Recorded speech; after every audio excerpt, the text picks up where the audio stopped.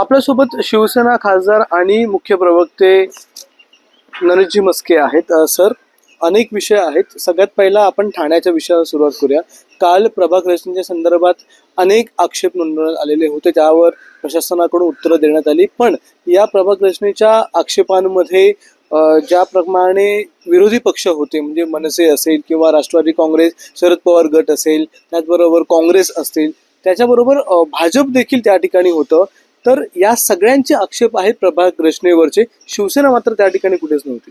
हे बघा, मुळात कालची जी सुनावणी होती ही स्वतंत्र सुनावणी असते. काल जे काही सभा स्वरूपात, महासभे स्वरूपात ज्या पद्धतीने त्या ठिकाणी सुनावणी झाली, मी महानगरपालिकेवरती सुद्धा मी अर्ज लिहिणार आहे आणि आक्षेप घेणार आहे की आपण स्वतंत्ररित्या ज्याचा आक्षेप आहे, आपण जी जाहिरात काढली होती तशा पद्धतीने आपण सुनावणी घेणार होतात. परंतु मी त्या तिथे जे वाहिन्यांवरती पाहिलं त्यामध्ये एकत्ररित्या सर्व पक्षीय एकत्र बसून, सर्व नेते बसून ज्या पद्धतीने सुनावणी त्या ठिकाणी होत होती त्याला सुनावणी म्हणत नाही. ही चावडीवरच्या चर्चा, चावडीवरचे भांडणं ज्या पद्धतीने होतात, सुनावणी कुठे झाली काल? सुनावणी नाही झाली, जाहीर पंचायत झाली. सुनावणी ही इंडिव्हिज्युअलरित्या ज्याचा आक्षेप आहे त्यांनी त्या निवडणूक आयोगाच्या कमिशनर समोर आपला आक्षेप सांगायचा असतो. परंतु काल विरोधी पक्षांची भाषणाची सभा होती, एक दुसऱ्यामध्ये चढाओढ लागली होती, वाहिन्यांना मुलाखती देण्यामध्ये चढाओढ लागली होती. त्यात काँग्रेसचा आक्षेप आला. म्हणजे काँग्रेसचे पदाधिकारी म्हणत होते, नक्की आम्ही देशातला एक नंबरचा प्रश्न आहे, आमचा पक्ष आहे. राष्ट्रवादीचे लोक सुद्धा शरद पवार गटाचे म्हणत होते की आमचा महाराष्ट्रातील या विरोधांमधला आम्ही एक नंबरचे आहोत. तरी सुद्धा त्या ठिकाणी फक्त उभाटा आणि मनसे समोर दिसत होते. त्या दोन पक्षाची नावं घेतली जात होती. म्हणजे काल केवळ लोकांसमोर होणारी हार आहे येणाऱ्या महानगरपालिका निवडणुकीमध्ये. मग ती हार का होणार आहे? तर काहीतरी थातूरमातूर कारणं सांगायची याकरता त्या ठिकाणी स्पर्धा चालली होती. काल ज्या पद्धतीने सुनावणीच्या नावावरती विरोधी पक्षाने जो काही तमाशा केला तो कायद्याला धरून नव्हता आणि ज्या पद्धतीचे आरोप केले जात होते, मला आश्चर्य वाटतं की जितेंद्र आव्हाडांसारखा अनुभवी, ज्याला राजकारणातलं सगळं माहिती आहे, ज्याला घटना माहिती आहे असं ते म्हणतात की घटनेचा मी अभ्यास केला आहे, कायद्याचा मी अभ्यास केला आहे. हे जे काही ईबी असतात, हे ज्यावेळी जनगणना झाली 2011 साली त्यावेळी हे ईबी बनलेले असतात. ते काही उदाहरणं देत होते, येऊरचं गाव, वरची टेकडी आणि येऊरचं खालचं गाव.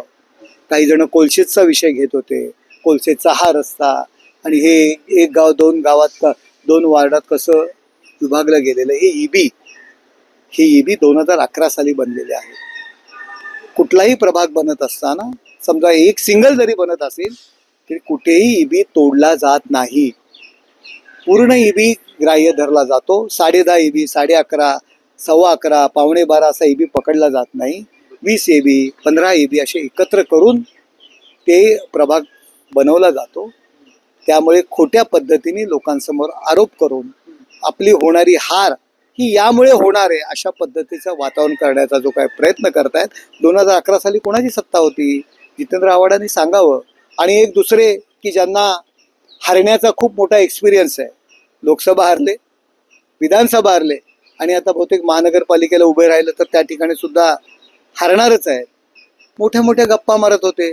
अहो, 5 वर्षापूर्वी आपणच होतात, आपण आमदार होतात, त्या महानगरपालिकेमध्ये आपण महापौर होतात.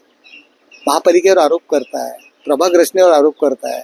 मागील ज्या पद्धतीने प्रभाग रचना होती, मला वाटतं दिव्यामध्ये काही फार चेंजेस झालेले आहेत, शहरामध्ये कुठेच काही चेंजेस झालेले नाही आहेत. मग त्यावेळी तुम्ही का नाही आक्षेप घेतलात?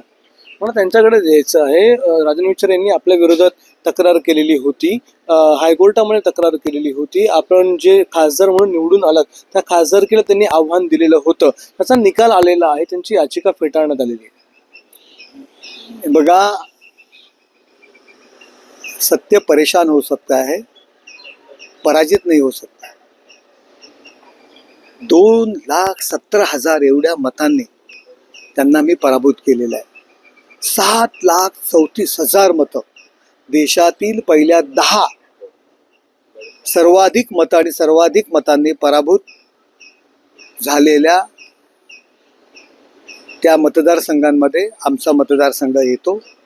एकनाथ शिंदे साहेब यांच्या नेतृत्वाखाली ही निवडणूक आम्ही एवढ्या भरमसाठ मतांनी आम्ही जिंकलेली आहे. मग आपली झालेली हार आहे. लोकांपासून तोंड कसं लपवायचं, कशी स्वतःची फेस सेव्हिंग करायची आणि असलेले कार्यकर्ते कसे सांभाळायचे. कारण यांचं कुंकू फुसून रोज लोक दुसऱ्या घरात नांदायला जात आहेत आणि त्याकरता त्यांनी तो खटाटोप केला होता.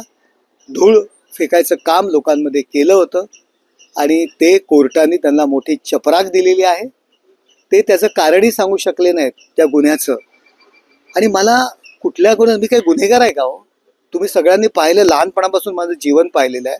विद्यार्थी संघटनेच्या आंदोलनापासून आयुष्य सुरू केलं. पक्षाचा आदेश हा प्रमाण मानून हिंदू हृदय सम्राट माननीय बाळासाहेब ठाकरे आणि त्यावेळी उद्धवजी ठाकरे यांनी दिलेले आदेश प्रमाण मानून पक्षाकरता लाठाकाठी आम्ही खायचो, आंदोलनं करायची.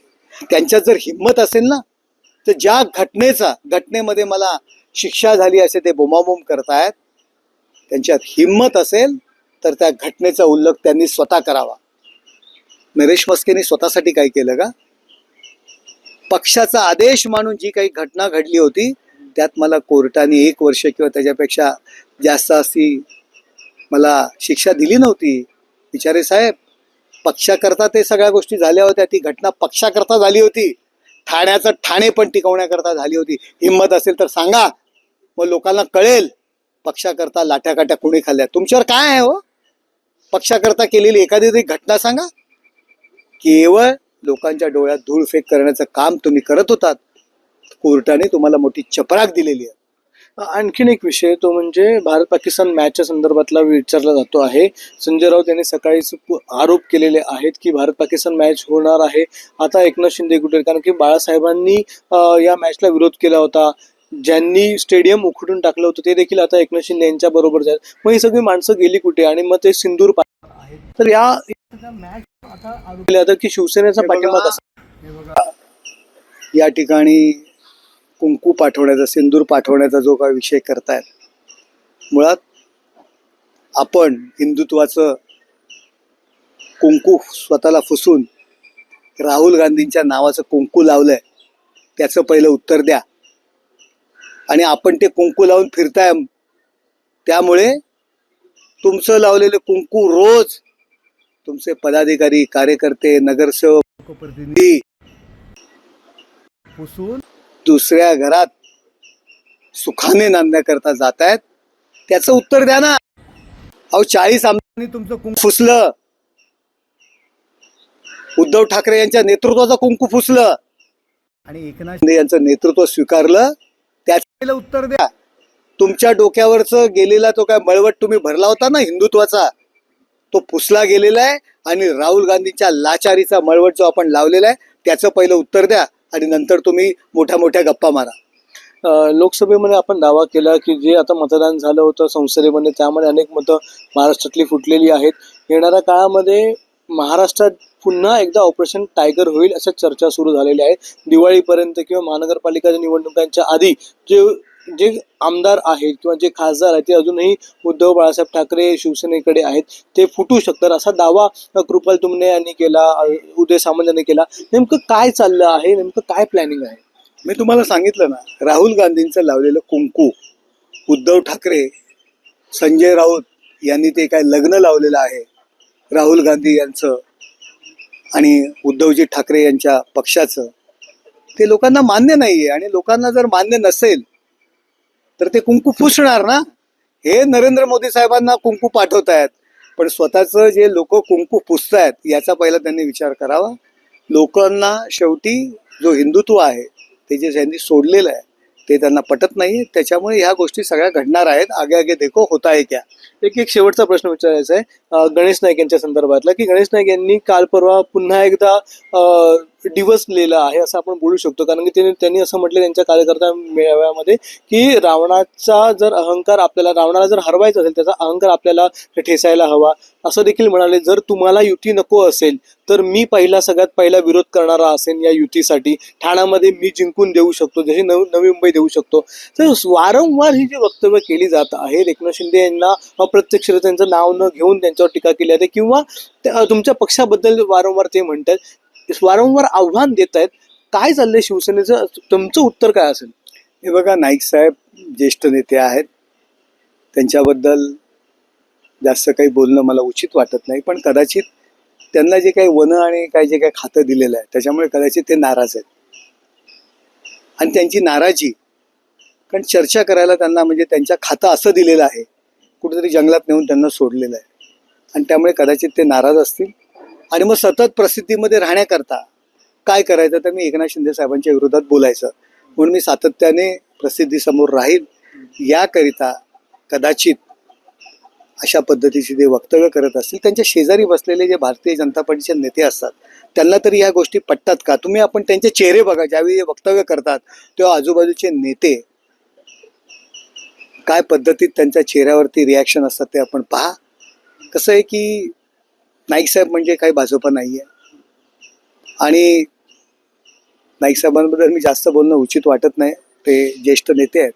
परंतु मला असं वाटतं की आपण जर सातत्याने जर आमच्या नेत्याच्या विरुद्ध अशा पद्धतीने बोलणार, मी काही भाजपच्या नेत्यांशी सुद्धा काल बोललेलो आहे, शेवटी संयम हा फार महत्त्वाचा असतो, परंतु अशा पद्धतीने वारंवार जर आपण बोलाल तर आम्हाला सुद्धा बोलावं लागेल.